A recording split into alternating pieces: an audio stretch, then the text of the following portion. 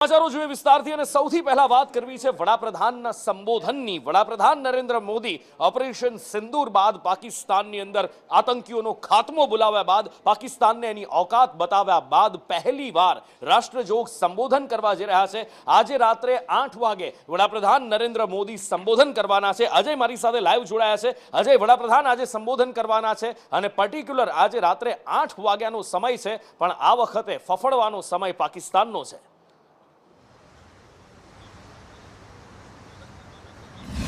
देखिए, निश्चित तौर पे रात 8 बजे भारत के लिए एक ऐसा समय है जब लोग अपने ऑफिसों से लौट चुके होते हैं या अपने काम से लौट चुके होते हैं। ज़्यादा से ज़्यादा लोग अपने घरों में होते हैं और ऐसे में 8 बजे का वक्त प्रधानमंत्री नरेंद्र मोदी के लिए इतना मुफीद होता है कि अगर उनको कोई देश के नाम संबोधन करना होता है तो ये सबसे उपयुक्त समय है। हालांकि जब भी प्रधानमंत्री नरेंद्र मोदी की तरफ से रात 8 बजे कोई घोषणा की गई है तो काफ़ी महत्वपूर्ण देशवासियों के लिए घोषणा रही है। खास करके आपको याद होगा कि जब भारत में नोटबंदी का ऐलान किया गया था या इसी तरह से कोरोना काल में लोगों को अपने घरों में किस तरह से कोरोना के खिलाफ अभियान चलाने में भागीदारी करनी है, उस वक्त भी यह धारा 370 को जब खत्म किया गया था तब भी प्रधानमंत्री नरेंद्र मोदी की तरफ से कुछ महत्वपूर्ण निवेदन देशवासियों के सामने रखे गए थे। लेकिन एक ऐसे वक्त में जब पाकिस्तान के आतंकियों के द्वारा भारत में पहलगाम में आम मासूमों पर गोलियां बरसाई गई थी, पूरा देश कहीं न कहीं गुस्से में था और बदले की आग में तप रहा था, तब भारत की तरफ से भी पाकिस्तान के खिलाफ आतंकवादी कार्रवाई की गई थी। और प्रधानमंत्री को पूरे देश ने देखा कि किस तरह से प्रधानमंत्री एक के बाद एक लगातार रोज कम से कम 3 से 4 बैठकें करते थे, न सिर्फ सेना प्रमुखों के साथ बल्कि रक्षा मंत्री के साथ, विदेश मंत्री के साथ, एनएसए अजीत डोभाल के साथ।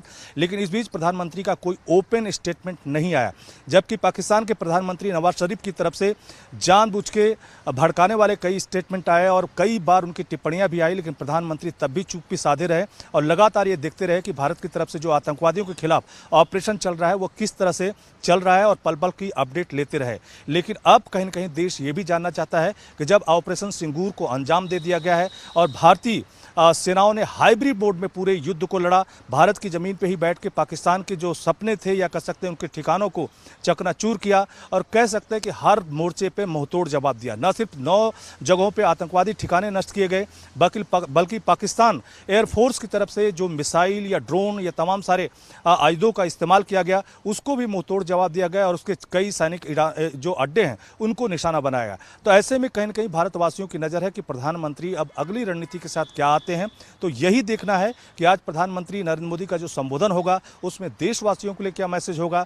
जिन आतंकवादियों ने इस करतूत को अंजाम दिया, स्पेशली पाकिस्तान की अगर बात करें तो पाकिस्तान को क्या मैसेज होगा और साथ ही साथ दुनिया भर के लिए क्या मैसेज होगा। तो पूरी दुनिया भर की कह सकते हैं कि नजरें इस संबोधन पर टिकी हुई हैं कि भारत की अगली रणनीति क्या होगी। आज प्रधानमंत्री नरेंद्र मोदी के संबोधन से बहुत कुछ साफ होने वाला है। बिल्कुल, वायुसेना भी अजय कह चुकी है कि ऑपरेशन सिंदूर अभी जारी है। प्रधानमंत्री ने भी कहा है कि हमारा सिर्फ अब एक ही लक्ष्य कश्मीर को लेकर बचा है और वो है आज़ाद कश्मीर को भारत में लाना। जो कश्मीर पाकिस्तान कहता है कि जो आज़ाद कश्मीर है या जो हमारा कश्मीर है, असल में वो भारत की ज़मीन है और भारत की ज़मीन को भारत में फिर से वापस लाना ये एकमात्र लक्ष्य बचा है। तो हो सकता है कि शायद इस पर भी कुछ बात हो।